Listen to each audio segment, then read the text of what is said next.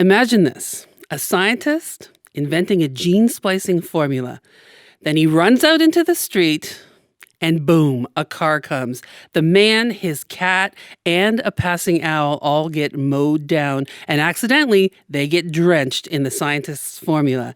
And thus, a superhero called Angel Catbird is born.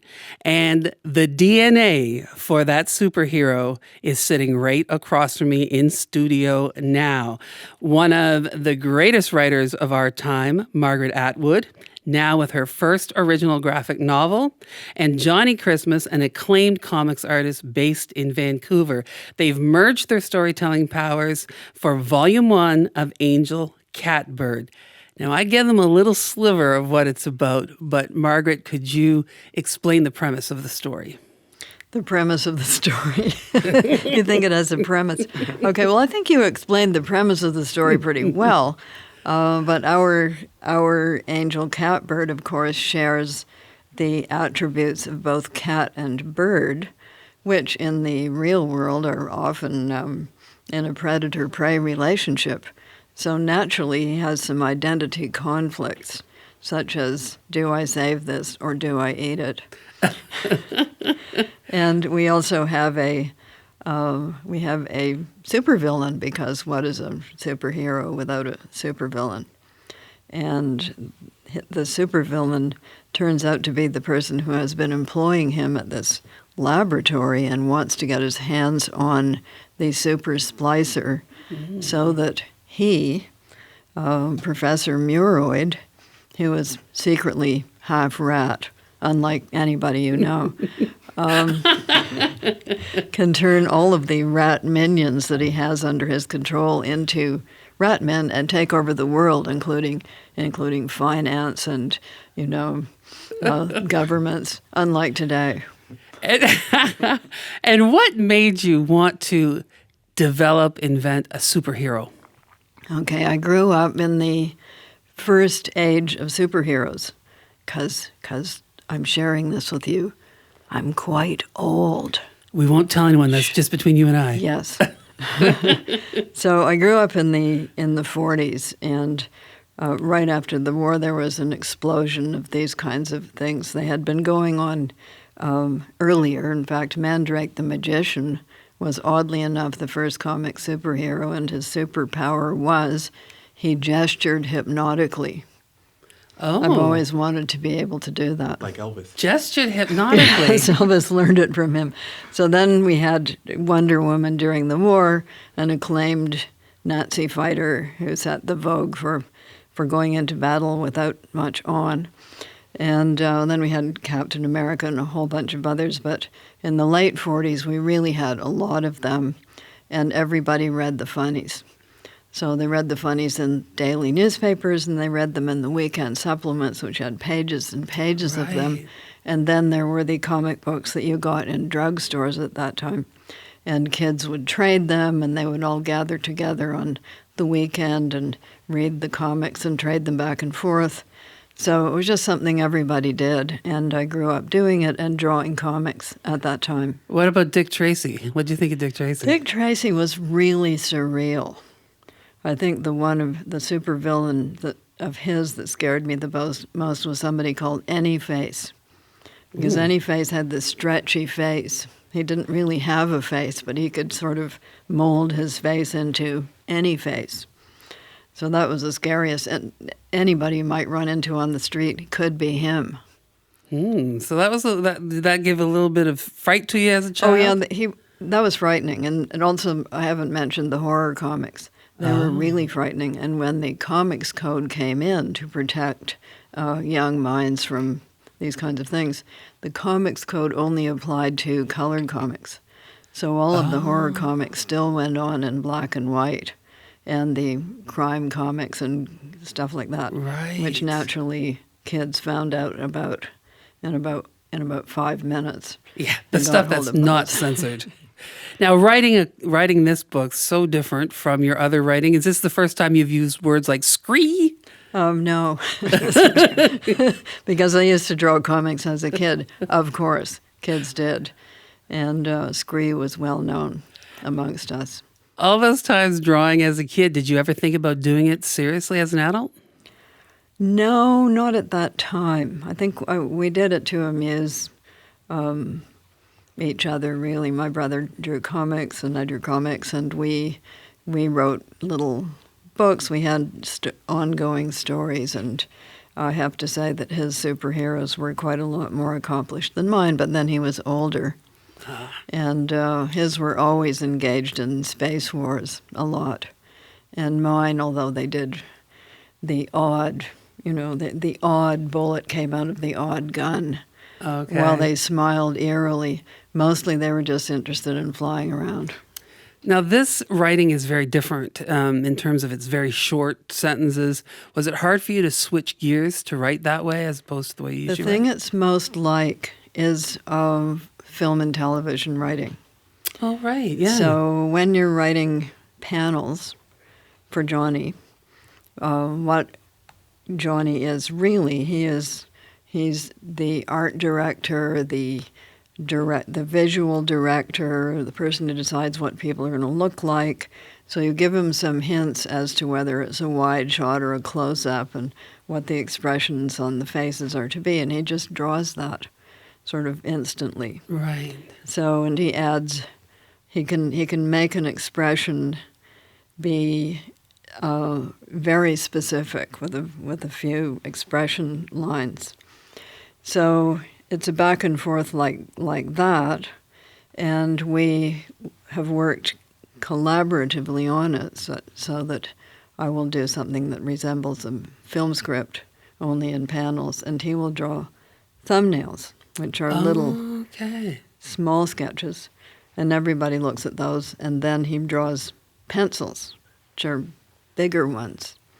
And people look at those, and I would say that's the moment, Johnnie, isn't that the moment when, if people want things a bit different, that's when you would change that on the pencils. Okay. Because the next thing is inks, and by the time it's inks, it's a lot harder to change. Now, for the listener, so they can get a sense of what this sounds like, would you read a little bit? What it sounds like. It's a comic. It sounds like whatever is in the person's head who's reading it. But you just want the kick of hearing me do the evil villain. I will admit that. Doctor. I will admit that this is a Neuroid. moment for sure for everyone. Okay, this is a moment at which Angel Catbird, with his large, furry owl claws, has squashed two of Neuroid's spies that are following the world of the half-cats, and he's actually squished them. There's blood, B-L-U-D. It's right there on the page. And the sounds for that are scree and swoop. You don't want me to do scree and swoop, do you? It sounds great hearing Margaret Atwood do screen swoop. Scree! Swoop! Perfect. And Mira says, 2 of my best rat spies destroyed. And he's saying to the 2 white rats that he's keeping captive, hoping to change them into luscious lady rats, rat people. Don't grin too soon, my rat beauties. I can hardly wait to get that serum and turn you into half-rat women. Then you'll be all mine. As for Kate Leone, there's more than one way to skin a half-cat, and I'll skin them. How's that? That was amazing. great. Yeah, that's definitely amazing. Boy, that listeners out there are having a mind melt right now. Well, I have to tell you, it was also the age of comic books was also the age of radio serials. right, yeah. So there were a lot of those going on that we listened to, because guess what? There wasn't any TV yet, True enough. nor was there any internet. Yeah. So it was radio and comics. Those were the 2 things. Did writing this way have any kind of an impact on your other writing? Well, we don't know that yet, do we? Yeah, you haven't put pen to paper yet since Scree. And swoop. I think the screes and swoops are usually added by Johnnie, I have to say. So I Okay. think we need a sound here. Let's put in Let's put something in. scree and swoop. But now Johnnie's going to tell you how he gets into all of this. Yes. How does he get into the mood and draw these things? And first of all, before you even get into the mood, how did you get into comics, period? I've much like Margaret, I started drawing as a kid and kept drawing, and but like most people, stop at a certain point. I just kind of kept going. But you mean professionally, or Yeah, just? yeah. Professionally, we sent a pitch off to Image Comics for a post-apocalyptic Lord of the Flies type Yeah. story. Me and my co-collaborator Ed Brisson on a series called Sheltered. Sent it off and went over well, and yeah, that was my start in professional comics. And had you been a fan of Margaret Atwood all along, of her writing? I was a fan of her, like in her interviews, and I'd read The Handmaid's Tale, so I was a fan of that very much. But I always thought of her as kind of like every time I heard interviews, I was just like, oh, this is going to be really interesting. So I always listened to those, and I loved her writing for Handmaids. Yeah. So when you are a comic illustrator, what's it like when you get a call saying, Margaret Atwood wants to work with you? I think I was like, yeah, sure. Who's next? The Dalai Lama? Right, great, right. This will happen. But it did. Yeah. And I heard that you actually said that you would do it if the story is up to snuff. We were setting. I didn't hear that part. Oh yeah. When me and Hope were sending emails back Okay. and forth, she was like, "Oh, would you be interested?" I was like, "Yeah, if the story's okay." Well, I think Provided. that's a very wise thing to have said. I said it in jest, but Yeah. it turned out the story was way above okay.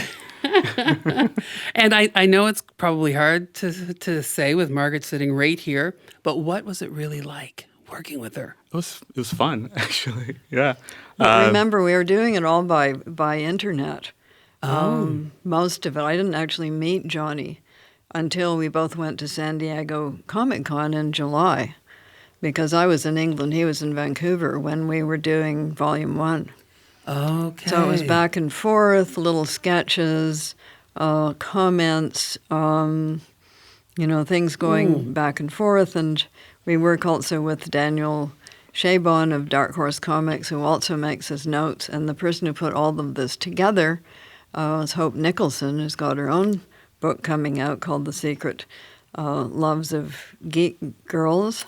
Yes. And Johnny brought in the colorist, who is also pretty wonderful, but he works directly with her. Yeah, Tamara. Yeah, so I don't communicate with her. Johnny does that. Right. Yes, CBC listeners heard a conversation I had with Hope Nicholson early this summer about her book and the fact that she was going to work on this. In all honesty, were you ever a little bit intimidated? Not really, because at the end of the day, I'm alone in a room drawing, and it's what I do professionally. So you just do the job. What surprised you most about Margaret? What surprised me most? I think that what I found most surprising was we were doing this character design on this character, Kate Leon. She's the love interest, and I kept sending these. We wanted her to be sexy, so in my head, sexy. So I made her look confident. That's Good what's for sexy. you. But Mark was like, "Yeah, you gotta make her look, physically sexy. You gotta, because the appeal has to come across a bit Well, for she's the a reader." cat. I wanted her to look more right. like a cat. Yes, So we worked on the cat look. right. So pictures of cat eyes, I was sending those. I think I sent you a picture of a cat skeleton at one point. Yeah. So you wanted her showing more, I would say skin, but I guess more fur in this case. Well, okay, so cats are predators, and therefore they have a frontal vision so that they can focus, like us. And they have quite large eyes, which is why people find them so cute. Right. And then they have these cat pupils, which are often very beautiful. So I wanted her to have, like cats, they have small chins, if any, Right. and the big eyes. So they have a triangular shape to their face, unless they're a Persian, but that's just for. Oh, that's why I sent the skeleton. Well, I was thinking about the nightclub outfit. Oh, the nightclub. Yeah, then I drew a nightclub outfit. Yes. Nice. I like how that was like the very academic description of the cat, and then you're like, well, there was a night outfit. That's what I was thinking about. Yes, well, I But made yeah, it very no. cat appropriate. Exactly. And I understand that you were at Comic-Con just hanging out, totally fitting in. Well, we were hanging out, but we were also we were signing posters and we were doing interviews, and we were hanging out, it's true. And that's an environment you felt totally comfortable in? Well, I've been before. Oh, really? Yes. So I think I thought it was 2 years ago, but it turns out to have been 4 years ago. I went out to help launch a tribute volume to Ray Bradbury. Okay. That a number of us had done Bradbury-type stories, and we were going to launch it at Comic-Con with Ray there. But then he got ill, and by the time the date rolled around, he had actually died. So it was part launch and part memorial. Right. So that's when I found myself doing a road trip from L.A. to San Diego with two horror writers and the head of Wattpad. Jeez. And you're a Lord of the Rings fan, I understand. Well, my interest is academic because I was a Victorianist once upon a time, and Lord of the Rings has deep Victorian roots. Okay. So I studied Lord of the Rings at a time when that was not at all fashionable to do. Right. Now it's... This is long, long ago in the 60s. Wow. So you saw some of those characters when you were at Comic-Con? Was there much Lord of the Rings this year? No. I don't think there was that much Lord of the Rings. There were some things that I don't know what they were. But there was a very beautiful sort of lady with huge bat wings. Did you happen to see her? And she had big horns as well. Mm-hmm. Now, the book also has a bit of a hidden agenda. Can you talk about that? It's not that hidden. It's at the bottoms of the pages. Yeah. Yeah. So this at heart, as well as being, of course, a lot of fun, and for me to do, and let us hope for other people to get into, it has a bird conservation agenda having to do not only with cats, but with all other perils that birds face, because we are in a period of serious bird decline. A lot of threatened species and decline in numbers of ordinary birds. And there are a lot of causes for that, one of them being habitat destruction, another being poisoning, and another being glass windows. But another factor is outdoor cats. Right. Both people's so-called pets and ones that are just roaming around. And you're both a cat lover and a bird lover. Therefore, well-placed, yes. In the intro of the book, you did this beautiful thing about having some blood on your hands. A lot, yeah. So I had cats for thousands of years, but I noticed that even when I was 7, I was drawing flying cats with wings. So I think this is a deep Freudian motif. What did you want people to walk away with in terms of the birds? Okay, so it's preaching to the converted. They're already converted. So it's a good idea to give people a lot of tips about how to keep your cat healthier and safer. So some of the situations that Angel Catbird encounters are life-threatening to cats, in fact. Right. So we're drawing on Nature Canada, who is our parallel partner, for the science on this. Okay. So we will say, okay, so tell me about cats and chocolate. And they will say, don't feed cats chocolate. nor dogs either. It's very bad for them. And other things that people might not know, such as if your cat gets lost outside, the chance of it coming back is 5%. Yeah. And a lot of cats get hit by cars, and there indeed are in a number of cities. People go around at night and collect the dead body so that people won't get upset in the morning. Right. Word on the street, maybe I could say a little birdie told me, that if the conditions were right, you would actually don an Angel Catbird suit. Is that true? Well, I certainly would. But you're like, I would. Johnny's like, don't even look at me. I had some problems getting Johnny to put on the ears that I brought to Comic-Con, but he did eventually put them on, and they looked very cute. Thank you. Do you have a suit at the ready? Should such an opportunity come? I don't have a whole suit at the ready. Do tell. I'll take offers. What I would really like in an ideal world, actors are always looking for work. I would like some actors who would play not only Angel Catbird, but the part cat, part bat, part vampire Count would love that. Catchula, who is one of my favorites, and Kate Leone, and some new characters coming up in Volume 2, and who would go around to schools and tell people about cats and birds. Oh. Yeah, maybe as part of an Angel Catbird club or something like that. What do you think, Johnny? Going to design an outfit? Well, If it's you already will wear it. designed. Well, You just have to- exactly. you Yeah, just have I to mean, find the person Johnny to put a build it. lot of thought into this. The first thing that happened was I said, he needs to have pants. So then we had a discussion about, well, what do you have? So the pants he has on when he changes into Angel Catbird, needless to say, they got kind of ruined. Right. So then he has to have some other pants. So we needed an origin story for the pants, because I was always confused as a child about Superman. You know, what went on in that phone booth, and Where'd the clothes go? Where did the clothes go, and where did the Superman clothes come from? Did he always have them on, or what? So we are much more realistic about the pants, and Johnny solved for the pants. It was Johnny's idea as to where those pants came from, and he gave us a choice of 6 different patterns. Okay. You can look at the 6 different patterns that are in the book. I think the ones that were chosen are the most simple and elegant. Beautiful. Thank you both. We could market the pants. What do you think? Angel Catbird pants? Yeah. Yeah? Yeah. I will be at the And front of the line for a pair of those pants. I hope you make them plus size for us big girls. Thank you both so much. And thank you. you.